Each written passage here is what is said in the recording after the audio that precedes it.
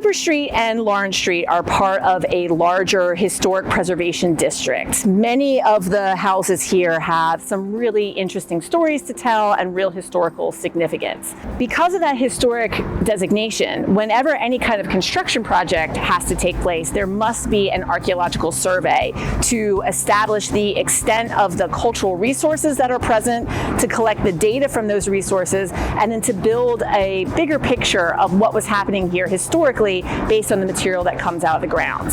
The Cooper Street project is going to be a state-of-the-art facility for Rutgers-Camden that's going to allow us to expand our footprint, but also provide a range of new services and facilities. So at the heart of that building is going to be conference facilities that are going to be available to our campus community as well as the larger community. And it's going to allow us to have better classrooms, better office space, as well as being able to preserve some of these buildings here on Cooper Street and Lawrence Street.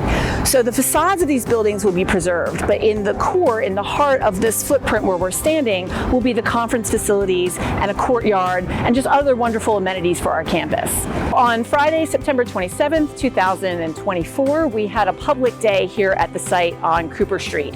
And the goal of that day was to introduce our community, both the campus community and the larger community, to the work that's being done here and the really interesting things that have been coming out of the ground.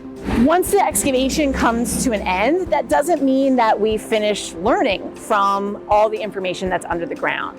So in the course of this excavation, nearly 15,000 artifacts have come out of the ground. Now, an artifact can be anything from a small piece of glass or a nail to a whole plate or bowl or other item that tells us the stories about the people that lived in these houses.